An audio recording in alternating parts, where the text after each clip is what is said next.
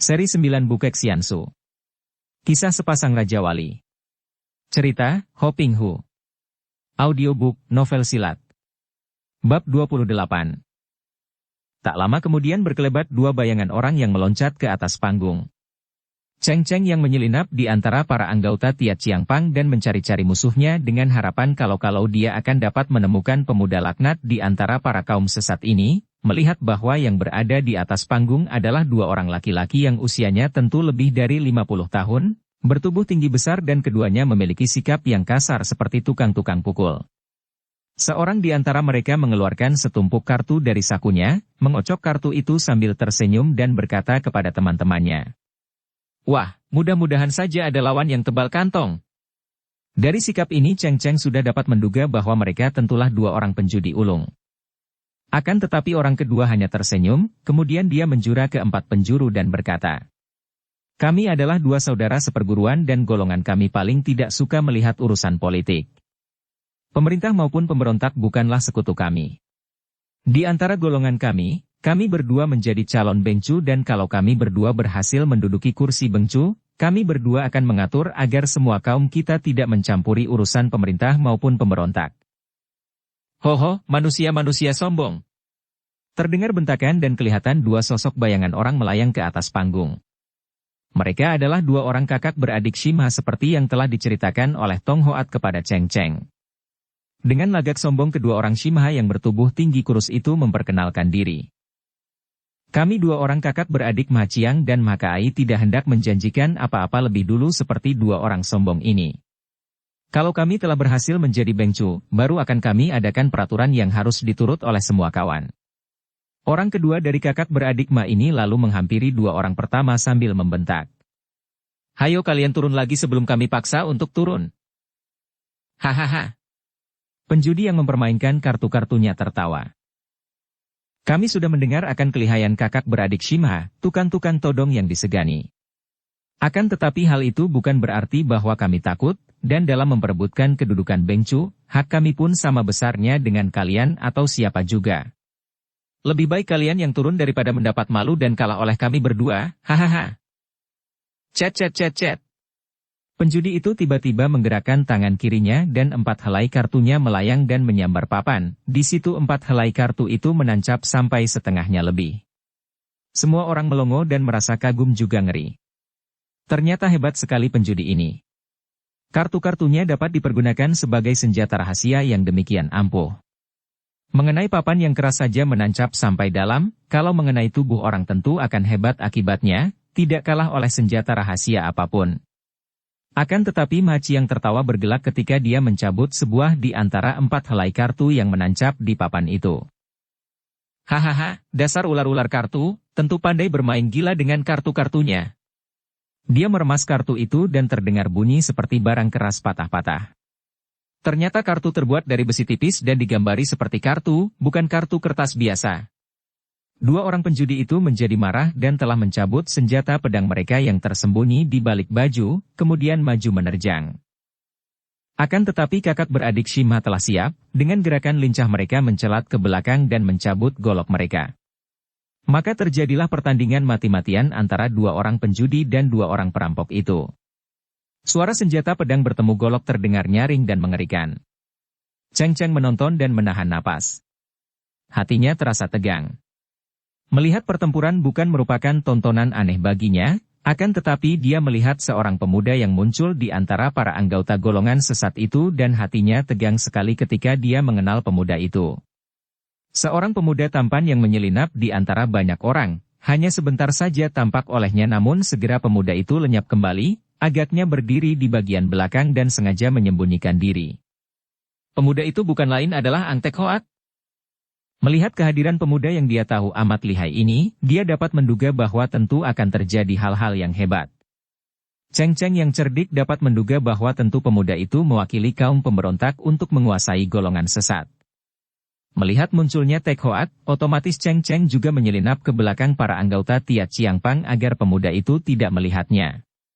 Dari belakang beberapa orang dia mengintai dan mencari-cari, namun Tek Hoat tidak kelihatan bayangannya lagi. Teriakan kesakitan membuat Cheng Cheng menoleh dan memandang ke atas panggung. Ternyata dua orang penjudi itu terhuyung dan terluka oleh golok kedua orang kakak beradik Shima dan kini dua orang perampok tunggal itu menggunakan kaki menendang lawan yang sudah terluka.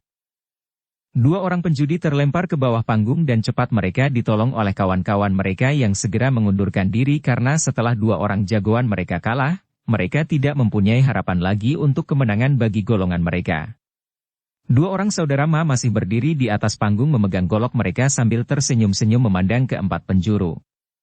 Beberapa kali mereka mengajukan tantangan kepada calon bengcu lain untuk menguji kepandaian, akan tetapi tidak kelihatan ada yang meloncat naik. Hal ini memang disengaja oleh para kaki tangan pemberontak yang dipimpin oleh si tangan malaikat setelah dia mendapat perintah dari pemuda yang mewakili utusan Pangeran Leong Bin Ong. Tek Hoat memang amat cerdik. Kalau orang-orangnya sendiri yang maju dan merampas kedudukan bengcu, hal itu akan terlalu mencolok dan kurang baik, kecuali kalau memang terpaksa. Kalau sekarang dua orang saudara Ma yang dia tahu merupakan orang-orang bermuka dua, dapat menjadi bengcu, hal itu lebih baik. Mudah untuk mempengaruhi dua orang ini dengan jalan menyogok dengan uang. Yang penting bagi dia, atau bagi pemberontak adalah agar kaum sesat jangan sampai dikuasai oleh Tia Chiangpang yang anti pemberontak dan mempunyai kesetiaan kepada kerajaan. Oleh karena inilah, maka dia memerintahkan agar anak buahnya, termasuk si tangan malaikat, jangan menyambut tantangan dua orang saudara Ma, bahkan boleh menyumbang suara untuk mengangkat mereka sebagai bengcu. Ma Chiang dan Ma Kai yang melihat bahwa mereka tidak disambut orang, menjadi heran dan juga girang. Ma Chiang lalu berkata lantang. Saudara sekalian, rekan-rekan yang terhormat. Kalau memang tidak ada lagi calon yang merasa cukup kuat untuk mengalahkan kami, maka kami minta agar kalian memberi suara mengangkat kami sebagai bengcu dan wakilnya. Setuju. Kita mengangkat kedua saudara Ma sebagai bengcu dan wakilnya. Keadaan menjadi ribut karena suara mereka yang memberikan suaranya, tentu saja didukung oleh semua anak buah para pemberontak yang menyelundup di antara mereka. Hanya golongan yang tadi kalah saja yang diam dan hanya menonton dengan wajah muram, sedangkan golongan Tia Chiangpang tidak ada seorang pun yang bersuara. Lu Xiaoqia, Nona Lu, lihatlah betapa anak buah pemberontak mendukung mereka, sedangkan dua orang itu adalah orang-orang bermuka dua yang mudah saja dibeli. Apakah Nona tidak akan turun tangan? Bisik Tong Hoat ketua Tia Chiangpang kepada Cheng Cheng. Cheng Cheng menggelengkan kepalanya. Sudah kukatakan bahwa aku tidak akan mencampuri urusan pemilihan bengcu, dan aku hanya turun tangan kalau anak buah pemberontak sendiri yang naik ke panggung, itu pun kalau engkau tidak mampu mengatasinya, Pangcu. Ketua itu mengangguk. Baiklah, aku hanya mengharapkan bantuan Nona untuk membela negara karena aku pun bukan seorang yang haus akan kedudukan bengcu. Setelah berkata demikian, Tong Hoat berteriak keras mengatasi suara gaduh mereka yang sedang menyokong suara kepada dua orang saudara Ma. Teriakannya ini membuat semua orang ini diam, apalagi ketika mereka melihat ketua Tia Chiangpang sudah meloncat naik ke atas panggung. Dua orang saudara Ma memang sudah sejak tadi menanti munculnya jagoan dari Tia Chiangpang ini, maka kini mereka menghadapi Tong Hoat sambil tersenyum. Ma Chiang berkata, kiranya Pangcu sendiri sebagai tuan rumah yang memberi penghormatan kepada kami. Apakah Pangcu dan semua anggota Tia Chiangpang tidak rela kalau kami yang terpilih menjadi bengcu? Ma Kai juga berkata. Agaknya Pangcu dari Tia Chiangpang juga menginginkan kedudukan bengcu. Tong Hoat memandang tajam dan suaranya terdengar lantang oleh semua orang ketika dia menjawab. Saya adalah Pangcu dari Tia Chiangpang dan saya sama sekali tidak haus akan kedudukan bengcu. Kalau kami memelopori pertemuan dan mengadakan pemilihan bengcu ini adalah karena kami melihat adanya perpecahan di antara kami. Sekarang, Jiwi telah menang dari dua orang saudara dari golongan penjudi tadi. Akan tetapi, seorang bengcu dan wakilnya harus orang-orang yang memiliki ilmu kepandaian cukup tinggi untuk dapat diandalkan oleh golongan kita semua. Oleh karena itu, terpaksa karena tidak ada lagi yang mau naik, saya sendiri yang akan menguji apakah Jiwi sudah tepat dan pantas untuk menjadi bengcu dan wakilnya. Kalau memang cukup kuat dan lihai, tentu saja kami juga akan setuju jika Jiwi diangkat menjadi pimpinan. Bagus. Dengan lain kata-kata Pangcu menantang kami berdua. KIT, adik Kai, hayo kita coba kelihayan Pangcu dari Tia Chiangpang ini. Setelah berkata demikian, Ma Chiang dan Ma Kai memutar-mutar golok mereka di atas kepala dan bergerak mengelilingi ketua Tia Chiangpang itu. Tidak adil. Tidak adil, terdengar teriakan dari para anggota Tia Chiangpang. Dua orang mengeroyok satu orang sudah tidak adil. Apalagi kalau menggunakan golok mengeroyok seorang bertangan kosong. Teriakan-teriakan ini terdengar susul-menyusul dan disokong pula oleh golongan yang tadinya diwakili oleh dia orang penjudi. Golongan ini memang tidak pro atau anti pemberontakan, akan tetapi melihat ketua Tia Chiangpang akan dikeroyok dua, mereka merasa tidak senang. Ma Chiang dan Ma Kai menjadi malu juga, wajah mereka merah dan sambil tertawa Ma Chiang menyimpan goloknya diturut oleh adiknya, lalu berkata, "Baiklah, kalau Pangcu dari Tia Chiangpang ngeri melihat darah, kami akan melayani dengan tangan kosong pula, kecuali kalau Pangcu jerih menghadapi kami bersama." Ucapan ini pun lantang terdengar oleh semua orang. Tong Hoat mengerutkan alisnya, dia maklum bahwa kedua orang ini hanya besar mulutnya belaka. Biarpun mereka menggunakan golok, dia pun tidak takut, apalagi bertangan kosong. Melihat gerakan mereka tadi ketika melawan dua orang jagoan pertama, dia sudah dapat menilai tingkat mereka dan merasa pasti akan dapat mengalahkan mereka berdua, bersenjata maupun tidak. "Silakan Jiwi maju, saya sudah siap menghadapi Jiwi maju bersama," teriaknya. Ma Chiang dan Ma Kai menjadi girang. Mereka mengira bahwa ketua Tia Chiangpang ini telah berhasil mereka bakar hatinya sehingga malu untuk mundur. Sambil menggereng seperti dua ekor harimau kelaparan, mereka menerjang ke depan, mencengkeram dan memukul. Tong Hoat sudah siap. Tubuhnya bergerak mengelak dan menangkis, lalu mengirim pukulan balasan. "Du! Du!" Dua orang bersaudara Ma terhuyung ke belakang, meringis kesakitan. Lengan mereka terasa sakit sekali ketika beradu dengan lengan Tong Hoat yang tentu saja mengerahkan ilmunya tangan besi. Namun dua orang itu bukan menjadi jera bahkan menjadi penasaran dan marah, lalu menerjang lagi dengan lebih dahsyat, disambut dengan tenang oleh Tong Hoat. Lega hati Cheng Cheng menyaksikan jalannya pertandingan itu. Dia yakin bahwa ketua Tia Chiangpang yang benar-benar lihai ilmu silatnya bertangan kosong itu akan dapat mengalahkan kedua orang lawannya dengan mudah sehingga dia tidak perlu turun tangan membantu. Setelah melihat munculnya Tek Hoat, dia menjadi makin ragu untuk mencampuri urusan pemilihan Beng Cu ini. Kecuali kalau Tek Hoat yang maju, jelas bahwa pihak pemberontak ingin menguasai golongan ini dan kalau demikian halnya, dia tentu akan turun tangan. Sekarang, melihat Tong Hoat mendesak kedua orang lawannya, perhatiannya kembali ditujukan untuk mencari musuh besarnya dan dia mulai bergerak perlahan mencari-cari di antara para hadirin yang banyak jumlahnya itu. Pertandingan di atas panggung masih berjalan dengan seru. Dua orang saudara Ma dengan bernapsu mencoba untuk mengalahkan ketua Tia Chiangpang, akan tetapi karena memang kalah tingkat dan kalah kuat, mereka terdesak terus dan setiap kali Tong Hoat menangkis dengan pengerahan tenaga, mereka tentu terdorong dan terhuyung ke belakang dan menyeringai kesakitan, tanda bahwa dalam pertemuan lengan itu mereka jauh kalah kuat. Betapapun kedua orang itu mengerahkan seluruh tenaga dan mengeluarkan semua kepandaiannya, namun belum sampai 50 jurus akhirnya mereka harus mengakui keunggulan Tong Hoat. Ketua Tia Chiangpang ini menggunakan kekuatan tangan besinya menampar dalam kesempatan yang terbuka dan berturut-turut mereka terlempar dari atas panggung. Biarpun ketua Tia Chiangpang yang masih mengingat akan hubungan antara golongan tidak memukul keras sehingga mereka tidak sampai terluka parah, namun keduanya tidak berani nekat naik lagi karena maklum bahwa mereka bukanlah lawan ketua Tia Chiangpang itu. "Bagus. Tia Chiangpang mengundang orang hanya untuk memamerkan kepandaian sendiri." Terdengar seruan orang dan dari bawah panggung tampak seorang laki-laki tinggi kurus meloncat naik ke panggung. Ketika semua orang memandang, mereka berbisik-bisik dengan hati tegang karena maklum bahwa tentu akan terjadi pertandingan yang amat hebat antara pendatang baru yang mereka kenal baik ini menghadapi ketua Tia Chiangpang.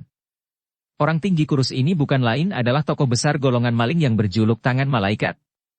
Kini Tangan Malaikat hendak menantang Tangan Besi, tentu saja akan terjadi pertandingan ramai.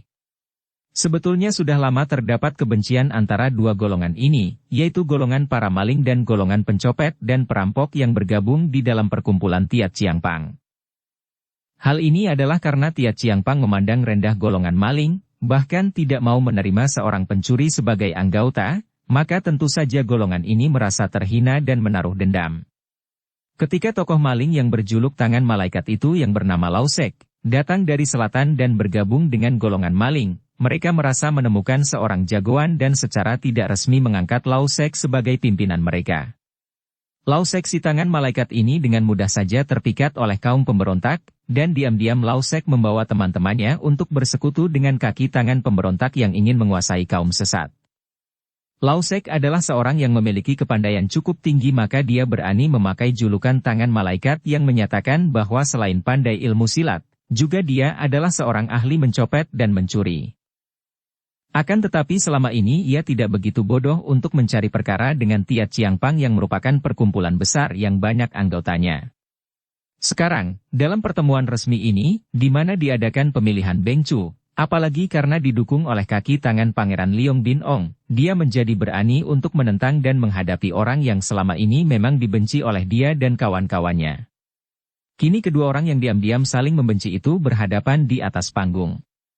Tong Hoat juga membenci orang ini karena memang dia selalu memandang rendah kaum pencuri yang dianggapnya merupakan pengecut besar, apalagi setelah dia mengetahui bahwa tangan malaikat dan kawan-kawannya telah merendahkan diri untuk diperalat oleh kaum pemberontak. Memang hanya kaum pengecut saja yang mau menjadi pengkhianat, katanya dengan pandang mata mengejek. Kalau golongan kita dipimpin oleh seorang pengecut dan pengkhianat, hancurlah kita semua. Muka Lao Sek menjadi merah sekali karena ucapan itu biarpun tidak langsung ditujukan kepadanya, namun jelas bahwa ketua Tiat Chiang Pang ini menghinanya di depan banyak orang. Pangcu dari Tiat Chiang Pang, agaknya menurut pandanganmu, tidak ada orang lain yang lebih pantas menjadi bengcu selain engkau, ya? Hendak kulihat sampai di mana tingginya kepandaianmu dan apakah tangan besimu itu benar-benar keras seperti besi. Setelah berkata demikian Lao Sek sudah maju menerjang dengan dahsyat, menggunakan kedua tangannya yang bergerak cepat sekali sehingga tampaknya seolah-olah dia memiliki 6 buah lengan. Tong Hoat maklum bahwa kepandaian orang ini tidak boleh disamakan dengan dua orang saudara Ma tadi, maka dia pun cepat menggerakkan tubuh dan kedua tangannya menangkis sambil membalas dengan pukulan yang tidak kalah dahsyatnya. Cepat sekali gerakan dua orang itu, yang kelihatan hanyalah bayangan banyak tangan, kadang-kadang dikepal, kadang-kadang terbuka, saling pukul dan saling tangkis dan terdengar suara bersiutnya hawa pukulan kedua pihak yang agaknya memiliki kecepatan yang berimbang. Lao Sek yang berhati besar karena merasa mempunyai dukungan amat kuat, bernafsu sekali untuk mengalahkan lawan, maka gerakannya cepat dan serangannya bertubi-tubi seperti air membanjir. Sebaliknya, Tong Hoat bersikap hati-hati dan tenang, gerakannya kokoh kuat membendung banjir serangan itu dan setiap kali menangkis, dia mengerahkan ilmu yang diandalkannya, yaitu tangan besi. Berkali-kali dua pasang lengan itu bertemu dengan dahsyat, kadang-kadang mengeluarkan bunyi berdetak seolah-olah dua tulang yang kuat saling beradu, namun keduanya tidak kelihatan terdorong dan agaknya sama kuatnya. Biarpun Lao Sek kelihatan juga kuat dan pantas berjuluk tangan malaikat, karena kelihatannya dia tidak terpengaruh oleh benturan tangan yang amat kuat dari Tong Hoat, akan tetapi sebetulnya dia merasa betapa kedua lengannya nyeri dan makin lama makin hampir tak tertahankan olehnya. Setiap kali bertemu dengan lengan lawan, dia merasa seolah-olah tulang lengannya retak dan maklumlah dia bahwa biarpun dalam hal ilmu silat, dia tidak kalah jauh oleh lawan, namun harus dia akui bahwa Tong Hoat benar-benar memiliki lengan yang kuat dan keras seperti besi. Diam-diam dia mengeluh dan teringatlah dia akan pesan pemuda sakti utusan Pangeran Leong Bin Ong yang berpesan agar dia berhati-hati menghadapi tangan besi lawan, dan pemuda yang dia tahu amat sakti itu telah meminjamkan sebuah sarung tangan kepadanya. Sarung tangan itu dia simpan di dalam saku bajunya, karena dia tidak mau memakainya, akan tetapi setelah sekarang memperoleh kenyataan betapa lihainya ketua Tiat Chiang Pang, teringatlah dia akan pesan pemuda itu dan segera dia melompat mundur sambil tertawa. Dikeluarkannya sarung tangan berwarna hitam itu dan dipakainya di tangan kanan. Tercium bau yang wangi-wangi aneh memabokkan. Tong Hoat tidak mengenal sarung tangan itu. Dia dapat menduga bahwa tentu sarung tangan itu merupakan senjata yang ampuh, akan tetapi karena bukan merupakan senjata tajam, dia memandang rendah. Apakah lenganmu telah terasa nyeri maka engkau menggunakan sarung tangan itu? Dia mengejek. Lao Sek tersenyum. Kemanapun engkau pergi. Tanganmu memang keras seperti besi, akan tetapi jangan mengira aku takut. Tangan besimu akan mencair kalau bertemu dengan sarung tangan ini. Tek Hoat tentu saja tidak percaya dan dia sudah menerjang lagi. Dia tadi sudah hampir memperoleh kemenangan karena pihak lawan sudah terus didesaknya. Dengan pengerahan tenaga pada kedua lengannya, dia menyerang tanpa mempedulikan sarung tangan hitam yang melindungi tangan kanan dan sebagian dari lengan kanan Lao Sek. Plak-plak. Duh! Tong Hoat meloncat ke belakang dengan kaget sekali, lalu menggosok-gosok lengan kirinya yang bertemu dengan lengan kanan bersarung tangan dari lawannya. Lengan kirinya terasa gatal-gatal dan panas sekali. Wajahnya berubah. Tahulah dia bahwa sarung tangan itu ternyata ampuh sekali dan tentu mengandung racun yang amat jahat. Kau curang, serunya. Dia menegur. Hahaha, Pangcu. Kau takut? Lao Sek tertawa mengejek dan siap menyerangnya kembali. Pangcu harap mempergunakan obat dari lihiap ini, dilumurkan pada kedua tangan. Tiba-tiba terdengar seruan ini dan seorang anggota Tiat Chiangpang melemparkan sebuah bungkusan ke arah ketuanya. Mendengar ini Tong Hoat menerima dengan girang dan tahulah dia bahwa Nona Lu Cheng diam-diam telah membantunya. Mengingat betapa nona itu dapat menghabiskan beberapa cawan arak bercampur racun tanpa akibat apa-apa, dia maklum bahwa pendekar wanita itu adalah seorang ahli racun, maka dia cepat membuka bungkusan itu. Di dalamnya terdapat cairan kental seperti lumpur, berwarna kuning. Cepat dia membalurkan semua obat itu pada tangan dan lengannya. Rasa gatal dan panas pada tangan kanannya lenyap seketika, dan kedua lengannya terasa dingin. Majulah, siapa takut sarung tangan beracunmu? Dia membentak dan menyerang lagi. Terjadilah pertandingan yang mati-matian. Lao Sek selalu menggunakan tangan kanannya yang memakai sarung tangan, akan tetapi kini lawannya menangkis dan menerima tanpa ragu-ragu lagi dan setiap kali mereka bertemu lengan dan tangan, karena memang dia kalah kuat tenaganya, dia yang merasa kedua lengannya sakit-sakit. 100 jurus telah lewat dan pertandingan itu makin seru. Akan tetapi kini Lao Sek main mundur dan selalu menghindarkan pertemuan kedua lengan karena kedua lengannya sudah bengkak-bengkak dan nyeri bukan main. Kesempatan baik dipergunakan oleh Tong Hoat ketika Lao Sek yang sudah tidak berani menangkis itu berusaha mengelak dari pukulan lawan. Tong Hoat menggerakkan kedua kakinya, mainkan ilmu tendangan berantai dan akhirnya Lao Sek terkena sebuah tendangan kaki kiri yang membuat tubuhnya terlempar ke bawah panggung. Sorak-sorai dan tepuk tangan menyambut kemenangan Tong Hoat, tidak saja dari para anggota Tiat Chiangpang, akan tetapi juga dari mereka yang tadi dikalahkan oleh dua orang saudara Ma. Akan tetapi di bawah sorak-sorai yang diselingi oleh teriakan-teriakan yang menyatakan mengangkat Tong Hoat sebagai bengcu itu, tampak berkelebat bayangan orang dan tahu-tahu di depan ketua Tiat Chiangpang itu telah berdiri seorang pemuda tampan yang bertubuh sedang saja dan kelihatannya tidak seperti seorang yang lihai. Pakaian pemuda ini sederhana saja, dengan jubah atau baju luar yang berwarna biru tua, celana kuning dan baju dalam putih. Biarpun pakaiannya terbuat dari kain yang mahal dan baru, akan tetapi potongannya biasa dan sederhana saja sehingga dia kelihatan hanya seperti seorang pemuda pekerja yang sederhana dari kota.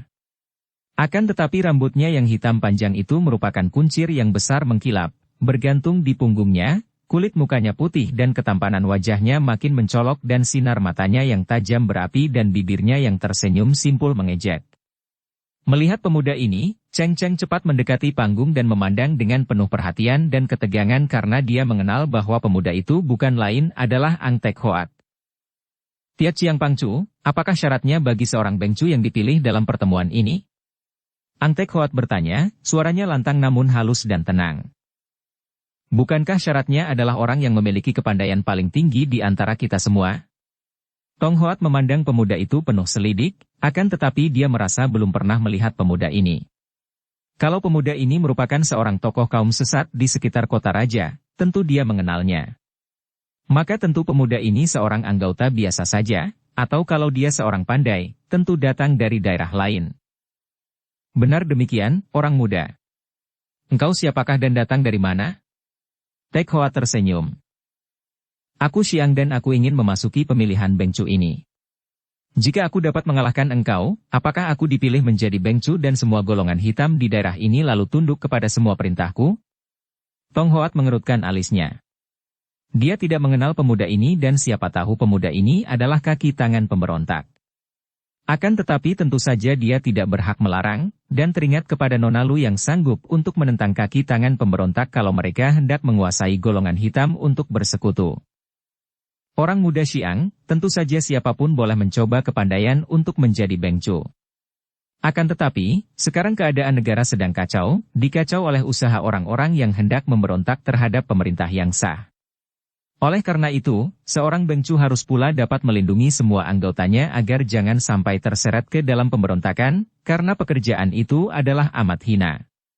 Biarpun kita disebut golongan hitam atau kaum sesat, namun kita masih mempunyai kehormatan untuk tidak menjadi pengkhianat bangsa dan negara. Tek Hoat tersenyum lebar.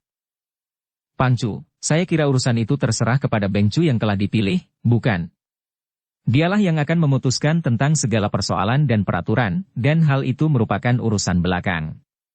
Sekali lagi, kalau saya mampu mengalahkan Pangcu, berarti saya menjadi Bengcu? Tong Hoat menggeleng kepalanya.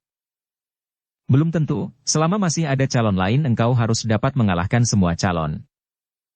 Itu adalah hal yang mudah. Bagaimana kalau lawan saya sampai tewas? Tong Hoat mengerutkan alisnya dan timbullah kemarahannya. Sikap pemuda ini sama sekali tidak memandang mata kepadanya, seolah-olah sudah yakin akan kemenangannya biarpun sikap pemuda itu tenang saja, namun kata-katanya amat memandang rendah dan membayangkan kesombongan hebat. Terluka atau mati adalah resiko dalam pertandingan silat. Bagus, kalau begitu biarlah aku merobohkan Pangcu dulu, baru merobohkan lain orang yang berani naik ke sini.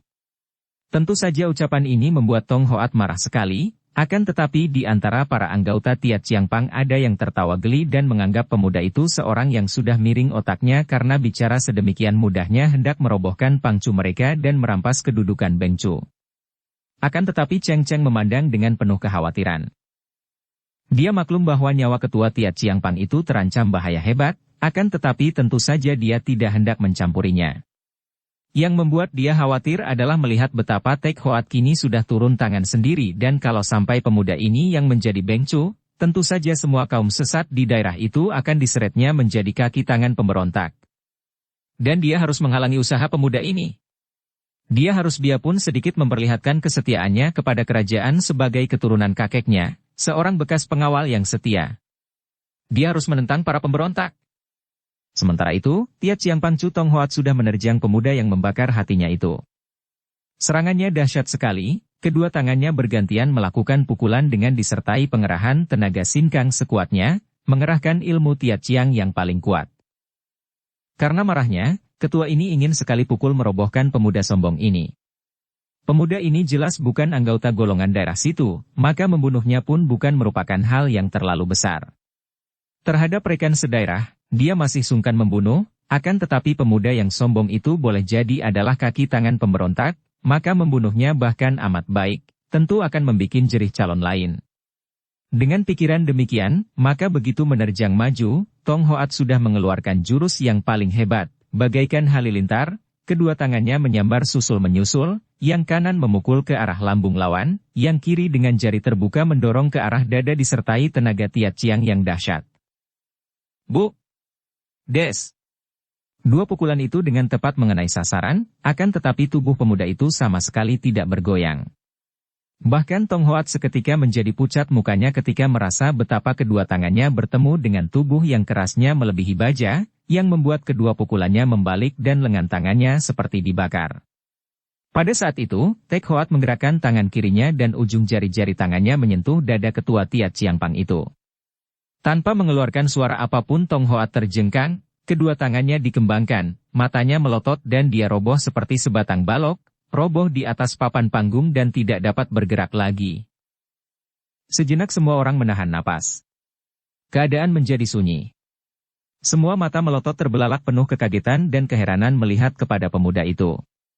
Sukar bagi mereka untuk dapat percaya betapa seorang lihai seperti ketua Tiat Chiang Pang itu roboh oleh seorang pemuda tak terkenal dalam hanya satu gebrakan saja. Lebih aneh lagi karena mereka melihat betapa pukulan kedua tangan Tiat Chiang Pang Chu itu, yang terkenal memiliki ilmu tangan besi, dengan tepat mengenai dada dan lambung pemuda itu, namun bukan pemuda itu yang roboh, melainkan si ketua yang lihai itu. Hanya Cheng Cheng yang sudah mengenal kelihayan Tek Hoat, tidak menjadi heran sungguh pun dia menjadi makin kagum dan yakin akan kehebatan ilmu kepandaian Tek Hoat. Ilmu setan. Bunuh siluman itu. Teriakan-teriakan ini terdengar dari mulut para anggota Tiat Chiang Pang dan 6 orang tokoh Tiat Chiang Pang yang merupakan pembantu-pembantu utama dari Pang Chu, sudah naik ke atas panggung. Akan tetapi, orang-orang yang berdiri di sekitar panggung itu hanya melihat pemuda itu tersenyum dan menggerakkan kedua tangannya bergantian dan berturut-turut 6 orang itu roboh pula terjengkang di atas papan panggung tanpa dapat bergerak lagi. Keadaan menjadi geger. 2 orang penjudi yang tadi dikalahkan 2 orang saudara Ma, menjadi penasaran dan marah. Mereka bersama belasan orang anggota Tiat Chiang Pang dan sahabat-sahabat baik Tong Hoat, sudah meloncat naik ke atas panggung dengan senjata-senjata tajam di tangan, langsung menerjang dan mengeroyok pemuda itu. Cheng Cheng melihat sambil tersenyum simpul. Dia tahu bahwa semua orang itu mengantar nyawa secara percuma saja. Dan apa yang terjadi di atas panggung memang amat mengerikan dan mengherankan semua orang yang menonton di bawah. Pemuda itu dengan sikap tenang-tenang saja menghadapi semua serangan orang yang menyerbu dengan senjata tajam seperti hujan menyambar ke arah tubuhnya. Tiba-tiba saja tubuhnya berkelebat dan para pengeroyok itu terkejut dan bingung karena tubuh pemuda itu telah lenyap dari tengah mereka. Tiba-tiba, seperti halilintar cepatnya Tek Hoat membagi-bagi tamparan dengan jari-jari tangannya dan dalam waktu singkat saja lebih dari 15 orang sudah roboh. Tubuh mereka bergelimpangan malang melintang memenuhi papan panggung. Apakah masih ada lagi orang yang tidak mau menerima aku sebagai bengcu? Pemuda itu berseru, suaranya lantang sekali, terdengar sampai jauh di bawah panggung. Kalau ada yang masih penasaran dan ingin menguji kepandaian, silakan naik. Tentu saja semua orang kini telah yakin akan kesaktian pemuda itu dan tidak ada yang begitu bodoh untuk mengantarkan nyawa, bahkan suasana menjadi sunyi sekali sampai beberapa lamanya. Pemuda itu lalu menggunakan kaki tangannya, menendangi dan melempar-lemparkan tubuh para korbannya ke bawah panggung. Melihat orang-orang yang jumlahnya lebih dari 20 itu terlempar ke atas tanah dan tidak bergerak lagi, para anggota Tiat Chiang Pang cepat mengadakan pemeriksaan dan terdengarlah teriakan-teriakan tertahan ketika mereka melihat bahwa semua tubuh itu telah tidak bernyawa lagi dan di dahi semua mayat itu tampak bekas jari tangan yang menghitam. Si jari maut. Terkejutlah semua orang yang berada di situ.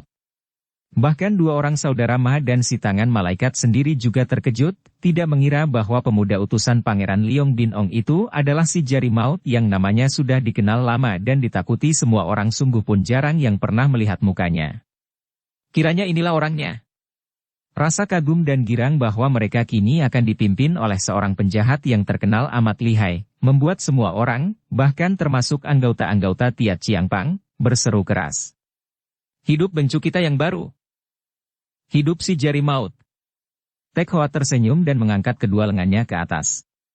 Suasana menjadi hening dan tidak ada seorang pun yang berani mengeluarkan suara. Setelah memandang keempat penjuru, Tek Hoat lalu berkata dengan suara nyaring. Kalian telah melihat sendiri bahwa aku adalah satu-satunya orang yang menang dalam semua pertandingan di atas panggung ini. Oleh karena itu, apakah kalian setuju mengangkat aku sebagai bengcu? Setuju. Semua orang berteriak.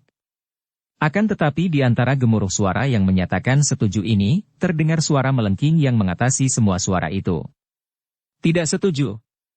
Tentu saja suara melengking ini mengejutkan sekali membuat semua orang terdiam dan menoleh ke kanan kiri untuk mencari suara wanita melengking itu. Tek Hoat juga berdiri di tengah panggung dan matanya bergerak liar ketika dia melihat sesosok bayangan orang melayang naik ke atas panggung. Dia sudah marah sekali dan sudah siap menghadapi orang yang hendak menentangnya itu. Akan tetapi ketika secara tiba-tiba itu dia melihat bahwa yang meloncat naik dan kini berdiri di depannya adalah seorang gadis cantik dan yang bukan lain adalah Cheng Cheng. Wajahnya berubah dan dia cepat-cepat memutar tubuhnya, membalik dan tidak mau berhadapan muka dengan Cheng Cheng. Hal ini adalah karena secara otomatis dia teringat akan janji dan sumpahnya, dan tanpa disadarinya sendiri tahu-tahu dia sudah memutar tubuh dengan jantung berdebar tegang. Gerakan Tek Hoat ini tentu saja melegakan dan menyenangkan hati Cheng Cheng dan dia cepat mengeluarkan sehelai sapu tangan yang memang sudah dipersiapkan, lalu berkata, sapu tanganmu telah berada di tanganku, jangan sekali-kali kau berani memandangku. Aku tidak akan memandangmu, berkata Tek Hoat yang masih dipengaruhi oleh kekagetan dan masih gugup. Cheng Cheng adalah seorang yang amat cerdik. Dia maklum bahwa sekarang setelah menjadi bengcu, tentu saja Tek Hoat akan menjaga namanya sebagai seorang gagah, bukan orang yang suka melanggar sumpah dan janji. Akan tetapi, dia tidak boleh percaya kepada seorang seperti pemuda ini yang tidak segan-segan merendahkan diri menjadi kaki tangan pemberontak. Maka dia lalu berkata dengan lantang, ditujukan kepada semua orang yang berada di bawah. Hai, cuy sekalian, dengarlah baik-baik. Laki-laki ini yang bernama Ang Tek Hoat, dia telah bersumpah bahwa setiap kali bertemu dengan aku, dia akan memejamkan mata atau tidak akan memandangku. Sapu tangannya ini yang menjadi saksi mati. Tidakkah benar kata-kataku, hai? Ang Tek Hoat? Tek Hoat tak dapat menyangkal dan terpaksa dia menganggukkan kepalanya. Benar dan aku sudah memenuhi janji. Nah, pergilah. Cheng Cheng tertawa akan tetapi menutupi mulutnya. Dia gembira sekali karena dia memperoleh pikiran yang amat baik, yang dianggapnya akan membuat dia mampu mencari musuh besarnya. Dia ingin menjadi Beng Chu. Nanti dulu, Tek Hoat. Engkau harus menyerahkan kedudukan Beng Chu kepadaku, dan kau tidak boleh membangkang. Apa? Untuk apa kedudukan Beng Chu bagimu? Tidak perlu kau tahu. Pendeknya, kedudukan Beng Chu harus diserahkan kepadaku. Bagaimana? Apakah kau berani tidak taat kepadaku dan melanggar sumpahmu sebagai seorang pengecut yang menjilat ludah sendiri? Diam-diam hati Tek Hoat mendongkol sekali. Kau tunggu saja, pikirnya. Bocah nakal. Akan tiba saatnya aku membalas semua ini. Kalau saja sapu tangan itu dapat dirampasnya. Kalau saja dia bisa melupakan janji dan sumpah itu. Dia sendiri merasa heran dan tidak mengerti mengapa dia begitu lemah kalau menghadapi gadis ini. Baiklah, sesukamulah, jawabnya. Harus kau umumkan kepada mereka bahwa aku adalah Beng Chu, dan engkau adalah pembantuku, kata pula Cheng Cheng. Dia sengaja hendak menggunakan pengaruhnya untuk dua tujuan. Pertama, dia mencegah kaum sesat dipengaruhi pemberontak, dan kedua, dia hendak menggunakan kedudukan sebagai Beng Chu itu untuk mengerahkan orang-orangnya mencari pemuda laknat, musuh besarnya.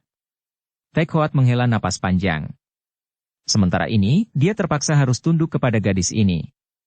Memang, kalau dia menghendaki tentu saja dia dapat menyerang dan merobohkan gadis ini, tidak mentaati perintahnya. Akan tetapi, kalau hal itu dia lakukan, dan dia sangsi apakah dia bisa melakukannya karena dia selalu merasa lemah terhadap gadis ini, dia tentu akan dianggap sebagai seorang laki-laki pengecut yang melanggar sumpahnya sendiri terhadap seorang gadis. Dan dalam kedudukannya sebagai seorang ketua, hal itu tentu akan mencemarkan namanya. Cuy sekalian, dengarlah baik-baik.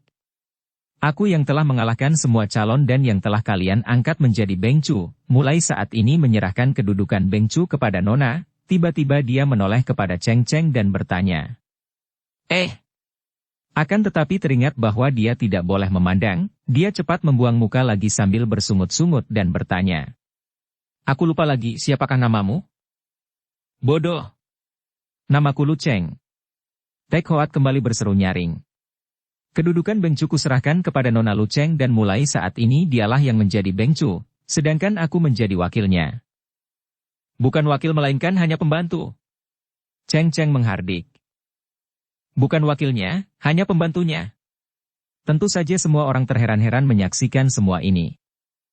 Seorang yang memiliki kesaktian seperti itu, yang memiliki jari maut yang demikian mengerikan dan kepandaian yang demikian tinggi, mengapa berubah menjadi seekor domba saja berhadapan dengan gadis ini? Akan tetapi ada beberapa orang yang tidak hanya terheran saja, melainkan juga penasaran sekali. Tentu ada rahasia yang mereka tidak mengerti, yang memaksa pemuda utusan Pangeran Leong Bin Ong itu menjadi takut dan taat kepada gadis muda dan cantik itu. Tidak mungkin karena kalah pandai, dan tentu karena sumpah dan janji yang tidak berani dilanggarnya. Mereka itu adalah dua orang saudara Ma dan si tangan malaikat. Mereka berunding sebentar, kemudian mereka mengambil keputusan untuk membantu Tek Hoat dan menyerang gadis yang mengacaukan semua rencana itu. Perempuan setan, jangan banyak lagak engkau di sini, teriak si tangan malaikat dan bersama dua orang saudara Ma, dia meloncat ke atas panggung, langsung menghadapi Cheng Cheng yang menyambut kedatangan tiga orang ini dengan senyum mengejek dan diam-diam gadis murid Bantok Moli mengerahkan ilmunya. Kalian sudah bosan hidup? Mampuslah, bentaknya dan tiga orang itu tentu saja menjadi marah, masing-masing telah mencabut senjatanya dan hendak menyerbu. Melihat ini, Tek Hoat hanya melirik akan tetapi apa yang terjadi kemudian sungguh amat mengejutkan hatinya, dan tentu saja juga amat mengejutkan semua orang yang melihatnya. Ketika tiga orang itu menyerbu, tiba-tiba Cheng Cheng meludah tiga kali ke arah mereka.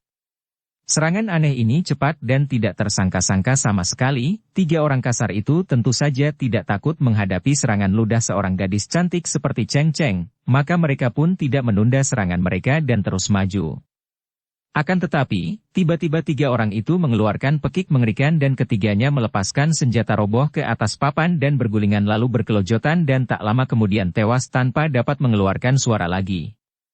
Mereka telah menjadi korban ludah beracun dari Cheng Cheng. Satu di antara ilmu-ilmu luar biasa yang diperolehnya dari Bantok Moli. Melihat ini, tahulah Tek Hoat bahwa gadis ini benar-benar seorang yang amat ahli dalam soal racun. Dahulu ketika Cheng Cheng muncul, gadis ini pun telah memperlihatkan kelihayannya dengan menyebar racun untuk menghalangi pengejaran, dan sekarang kembali telah membuktikan kelihayannya dalam hal racun. Lumayan juga mempunyai teman selihai ini, pikirnya. Pula, selain dia tidak ada niat sama sekali untuk mengganggu Cheng Cheng, hal yang amat aneh baginya, juga dia mengharapkan untuk kelak dapat menguasai hati Shanti Dewi melalui gadis ini. Engkau hebat, katanya memuji tanpa memandang. Dan aku perkenankan engkau memandangku sekarang, kata Cheng Cheng. Tidak enak kalau mempunyai pembantu yang selalu membelakangiku. Akan tetapi engkau harus taat dalam segala hal. Tek Hoa tersenyum geli. Lu Cheng ini benar-benar seorang bocah, akan tetapi telah memiliki kepandaian beracun yang demikian mengerikan, pikirnya. Dia mengangkat muka memandang dan memperoleh kenyataan bahwa biarpun gadis ini sekarang makin manis, kecantikannya makin matang, akan tetapi terbayang sesuatu yang amat mengerikan, sesuatu yang dingin dan penuh kebencian. Akan tetapi anehnya, begitu memandang, timbul pula rasa iba dan sayang di dalam hatinya terhadap gadis ini, hal yang sama sekali tidak dimengertinya mengapa demikian. Melihat kehebatan gadis itu, yang meludah saja sudah dapat membunuh orang-orang pandai seperti tangan malaikat, semua orang dengan suara bulat menyetujui mengangkatnya menjadi bengcu. Bahkan mereka menjadi girang dan bangga bukan main karena maklum bahwa mereka dipimpin oleh 2 orang yang lihai, dan otomatis kedudukan mereka menjadi kuat. Tentu saja golongan-golongan yang mempunyai ambisi, yang pro dan anti pemberontak, yang masih sangsi dan bingung karena mereka belum tahu benar orang macam apa adanya gadis ini. Orang yang suka bersekutu dengan pemberontak ataukah yang membencinya? Sementara itu Cheng Cheng memerintahkan para anak buah Tia Chiangpang untuk menyingkirkan semua jenazah. Setelah ketua Tia Chiangpang tewas, otomatis dia sebagai bengcu pun dianggap sebagai ketua Tia Chiangpang pula. Maka dia lalu mengajak Tek Hoat untuk pergi memeriksa markas Tia Chiangpang untuk dijadikan pusat di mana bengcu dan pembantunya tinggal. Malam hari itu, biarpun dalam keadaan berkabung karena kematian Tong Hoat, namun para pimpinan Tia Chiangpang yang masih hidup segera mengatur hidangan untuk merayakan dan menyambut bengcu yang berkenan tinggal di tempat mereka. Juga para tokoh golongan lain yang termasuk kaum sesat di sekitar daerah kota raja hadir untuk memberi hormat kepada bengcu mereka. Cheng Cheng duduk semeja dengan Tek Hoat, dan mereka berdua makan bersama tanpa banyak cakap, hanya kadang-kadang saja Cheng Cheng tersenyum mengejek kalau memandang Tek Hoat. Engkau sekarang lihai sekali. Tek Hoat berkata lirih agar jangan terdengar oleh orang lain yang duduk mengelilingi meja-meja agak jauh dari mereka berdua. Masih tidak selihai engkau, jawab Cheng Cheng jujur. Aku heran sekali, mengapa engkau menginginkan kedudukan bengcu? Tek Hoat bertanya lagi. Karena aku ingin mengerahkan tenaga semua kaum sesat ini, termasuk engkau, untuk menyelidiki dan mencarikan musuh besarku. Tek Hoat mengangkat mukanya, memandang tajam. Akan tetapi Cheng Cheng juga membalas pandang mata itu, sama tajamnya. Tek Hoat lalu menundukkan mukanya, merasa aneh mengapa dia tidak sanggup menentang pandang mata gadis itu terlalu lama. Siapa? Tanyanya lirih. Seorang pemuda tinggi besar, ilmu kepandaiannya tinggi sekali. Aku tidak tahu dia berada di mana, juga tidak tahu siapa namanya. Sungguh aneh. Pemuda tinggi besar dan lihai, Di dunia ini banyak sekali orang tinggi besar, dan banyak sekali yang lihai. Akan tetapi engkau pun sudah tahu siapa dia yang menyelamatkan jenderal kau dari tanganmu. Dia. Hampir saja Tek Hoat meloncat dari bangkunya. Dia itu musuh besarmu. Ikut kemanapun engkau pergi. Benar. Kalau dia, aku senang sekali membantumu. Aku sendiri kalau bertemu dengan dia, ingin mematahkan batang lehernya. Tidak, aku hanya menghendaki engkau dan para anggota mencarinya dan paling banyak menangkapnya. Aku sendiri yang harus membunuhnya, kata Cheng Cheng dan suaranya mengandung kemarahan dan kebencian hebat. Tek Hoat mengangkat mukanya memandang dengan penuh perhatian, lalu bertanya. Kenapa? Kenapa engkau mendendam kepadanya dan begitu benci kepadanya? Kau tidak perlu tahu. Cheng Cheng menjawab dengan kasar dan membentak marah. Melihat gadis itu marah-marah, Tek Hoat mengalihkan percakapan. Lu Cheng, aku melihat bahwa engkau telah memiliki kepandaian hebat, jauh bedanya dengan dahulu ketika kita saling bertemu untuk pertama kalinya. Terutama sekali engkau hebat dalam ilmu beracun. Tentu engkau telah bertemu dengan seorang guru yang pandai. Cheng Cheng mengangguk. Aku telah mewarisi ilmu tentang racun yang tidak ada keduanya di dunia ini. Karena itu, di samping sumpah dan janjimu, kau pun harus tunduk kepadaku karena betapa mudahnya bagiku untuk membunuhmu, sekarang juga. Lihat. Cheng Cheng menggerakkan tangan kirinya di atas cawan arak Tek Hoat sambil mengerahkan ilmunya. Segumpal hawa seperti asap hitam keluar dari telapak tangannya dan ketika hawa itu menghilang, Tek Hoat melihat betapa arak di dalam cawannya menjadi kehijauan, mengandung racun. Sedikit saja kau minum arakmu, kau akan mati, kata Cheng Cheng. Tek Hoat mengangguk-angguk dan membuang isi cawan itu ke atas lantai, lalu menggantikannya dengan arak baru dari guci. Engkau telah membuat dirimu, sampai ludahmu pun dapat membunuh. Sungguh luar biasa. Tek Hoat berkata memuji akan tetapi, tentu saja dia tidak merasa jerih dan dia merasa yakin bahwa kalau terpaksa bertanding, dia akan dapat mengalahkan gadis aneh ini. Pada saat itu, tiba-tiba terdengar suara hiruk-pikuk di sebelah luar, dan tak lama kemudian beberapa orang bekas pimpinan Tiat Chiangpang menghampiri meja Cheng Cheng dan melapor. Celaka, di luar terdapat seorang pengacau yang amat lihai, banyak kawan kita telah dirobohkan olehnya. Tek Hoat merasa tidak senang karena dia diganggu. Siapa dia dan mengapa dia mengacau? Dia tidak mengaku namanya dan tidak mengaku mengapa dia datang mengacau. Harap Jiwi suka menundukkan sebelum dia merobohkan lebih banyak kawan dan menimbulkan kerusakan. Kurang ajar. Tek Hoat bangkit berdiri dan bersama Cheng Cheng lalu berlari keluar. Setelah mereka tiba di luar mereka melihat seorang laki-laki tinggi besar sedang mengamuk, dikeroyok oleh banyak orang.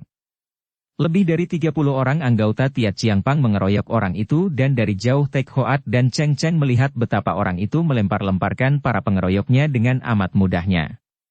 Para pengeroyok itu seperti sekumpulan semut mengeroyok seekor jangkrik yang kuat. Berkali-kali mereka dilempar ke kanan kiri akan tetapi mereka bangkit lagi dan menerjang lagi. Orang itu kuat sekali. Tek Hoat berkata dan mempercepat larinya menghampiri.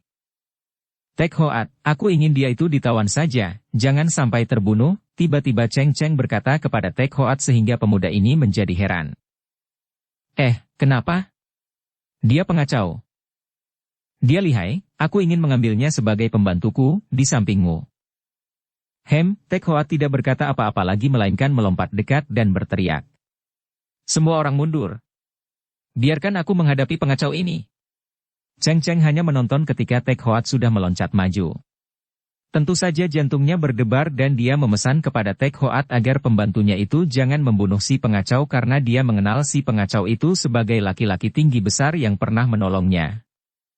Laki-laki bermuka buruk seperti setan yang telah menolongnya ketika dia dikeroyok oleh para kaki tangan pemberontak di waktu dia hendak menolong Pangeran Yung Hua. Seperti diceritakan di bagian depan, Cheng Cheng kagum melihat kepandaian orang ini, bahkan telah diujinya dan dia berpendapat bahwa penolongnya itu merupakan seorang sakti yang akan dapat membimbingnya agar kelak dia dapat membalas dendamnya terhadap musuhnya yang amat lihai. Akan tetapi laki-laki bermuka buruk, dengan kulit muka kasar seperti punggung buaya dan hitam kemerahan, mulutnya lebar hidungnya besar, mata besar sebelah dan rambutnya riap-riapan, laki-laki bermuka seperti setan itu telah menolak permintaannya menjadi murid. Dan sekarang, secara tidak terduga-duga orang ini datang dan muncul sebagai seorang pengacau. Maka dia memperoleh pikiran yang cerdik. Dia tidak berhasil membujuk orang lihai ini agar suka menjadi gurunya, maka dia akan mempergunakan akal. Tek Hoat sudah meloncat ke depan dan menyerang orang itu dengan totokan tangan kiri sedangkan tangan kanannya mencengkeram ke arah pelipis orang itu. Serangan yang amat hebat dan dahsyat ini membuat laki-laki tinggi besar bermuka setan itu mengeluarkan suara gerengan dahsyat, tubuhnya bergerak ke kanan, tangan kanannya menangkis totokan dan tangan kirinya menyampok cengkeraman ke pelipisnya dengan keras. Tek Hoat juga mengerahkan tenaga pada kedua lengannya karena dia bermaksud membuat orang itu terpental dan roboh ketika kedua lengan mereka beradu. Plak!